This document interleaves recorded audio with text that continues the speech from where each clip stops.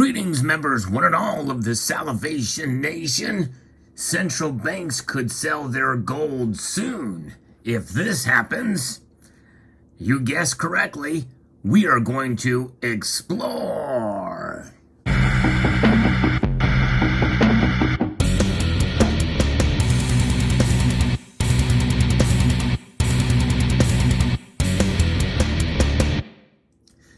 Those are words you probably wouldn't expect to hear. I'm not talking about the exploring part. You know I say that all the time in every video. I'm talking about central banks selling their gold. Why the heck would they do that? The Bank of International Settlements, which is a central bank of central bankers, in April of 2019, declared indeed that gold was a tier 1 asset, putting it on equal footing as cash. And of course, we know what cash is doing these days. It's losing value. Well, we're going to be talking about value and price in this video because those things are somewhat related here as to why some of these central banks might be selling their gold soon. It's very interesting indeed to see where things are going, especially with central banks and gold and the requirements that are coming out of the Basel III Accords. And what I had just talked about with gold being a tier 1 asset, well, the Basel Accords, which was some of the requirements regarding reporting their gold and the like for trades and everything, really won't come into effect until I think January of 2023. And that's going to involve the Bank of England, which is the centerpiece of what this story is talking about here from Bloomberg. The Bank of England gold is trading at a rare discount, which is that sign. It is a sign that the central banks could start selling. Gold stored at the Bank of England has been trading at an unusually low price these days.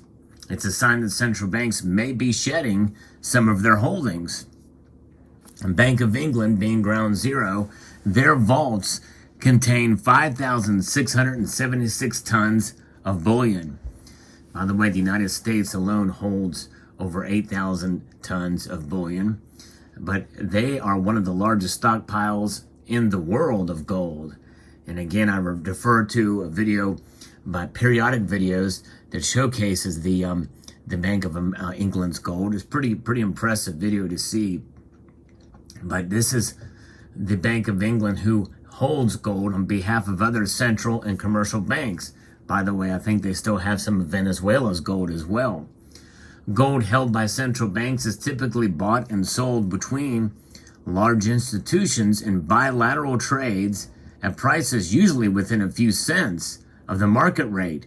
So this gives you an idea of what happens when other nations buy gold. Typically, it is stored there, and it's just transactions bilaterally there between. In other words, receipts that say, hey, these gold bars are now what Bulgaria or Romania may buy. In recent days, however, gold at the Bank of England traded as much as $1 an ounce beneath the benchmark London prices. Think about that for a moment.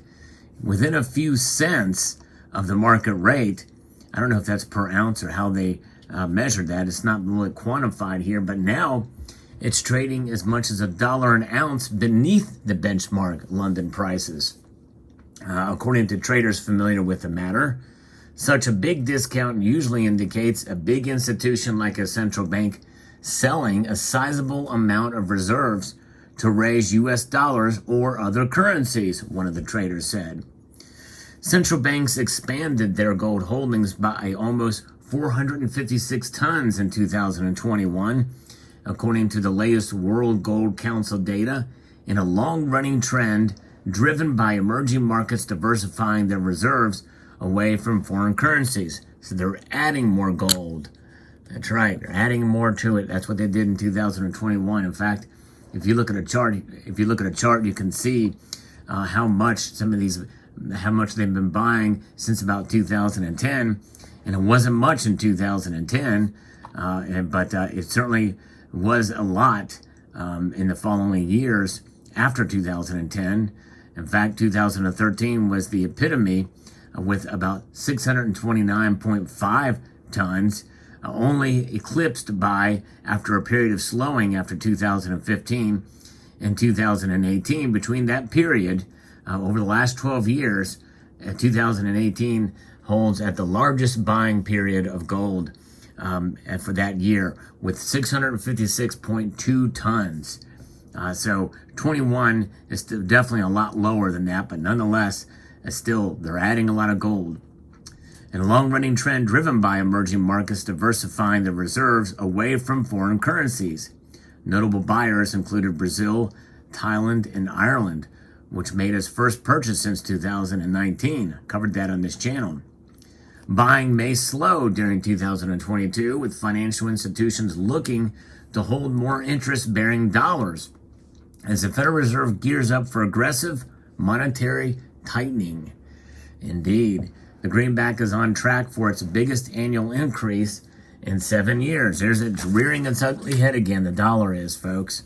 It's pretty remarkable to see, and it's ironic to see that the dollar, a depreciating asset at an alarming rate of about 1.2% every 30 days. Let that sink in, folks. I know I keep mentioning it, but it bears repeating, because when you think about the value of your dollar losing over 1 cent every 30 days, you can especially see it with food and gas prices, and it's certainly much higher than that, I think, for those.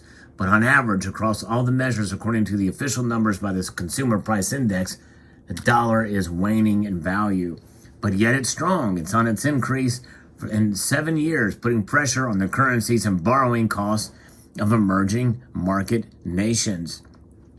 The Bank of America gold discount has narrowed since the dollar an ounce margin, but remains large by normal standards, said the people who asked not to be identified, discussing private information.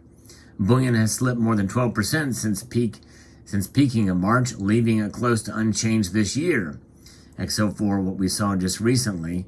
And the spokesperson for the Bank of England declined to comment on the discount with this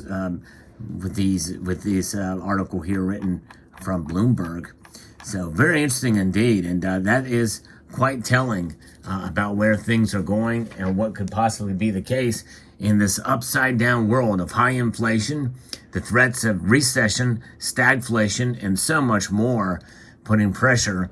And yet we are seeing gold potentially on the cusp of being sold by these big central banks. If we see that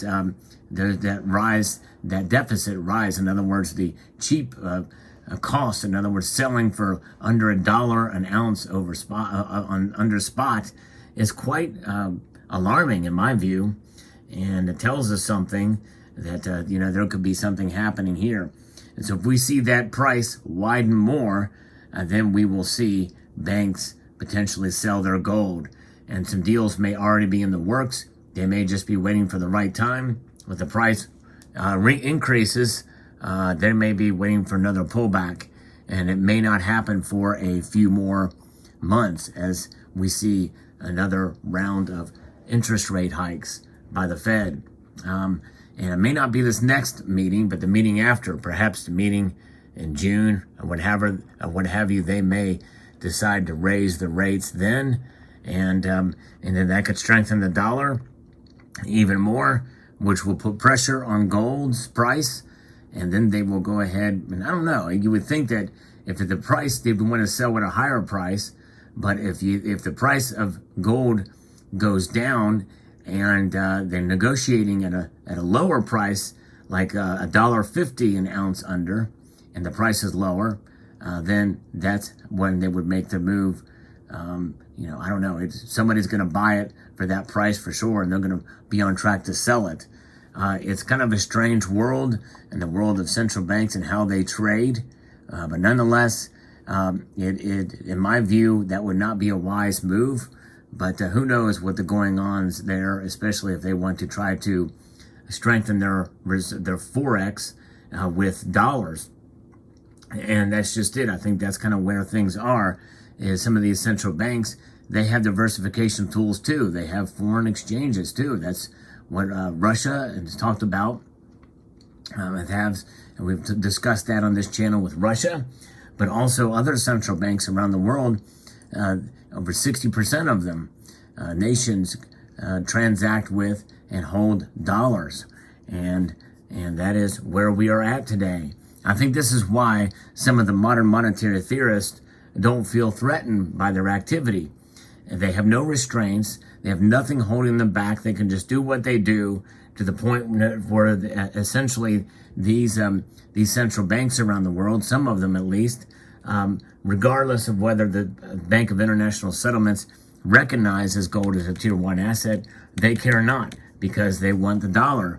And so therefore, the dollar being the cleanest of the dirty shirts in the laundry pile means that, okay, we're going to take still a dirty shirt, but at least it doesn't look too bad compared to some of the others that are out there. Very interesting indeed. We'll see how it all plays out. A fascinating story. And I think this should be a lesson to us, that if this happens, and as this trade happens, more likely that gold will not be in the market, or just trade laterally, all held within the vaults over there at the Bank of England. And I don't think it'll have much effect on the actual gold price for you and I, but I believe it's incumbent upon us to buy and hold, and only sell if we need to sell our gold. To me, it's to some extent, one should think of gold as generational wealth transfer, and think of it as a savings against economic instability. Gold is a metal that will continue to shine on, I believe, in its various different forms. And so I'm a buyer and a holder of gold, and not in the mood to sell. Never been in the mood to sell. Let me know what your thoughts are in the comment section below. I would like to extend a multitude of gratitude to you all for taking the time to watch this video, and to encourage you to please rate, share, comment, and subscribe.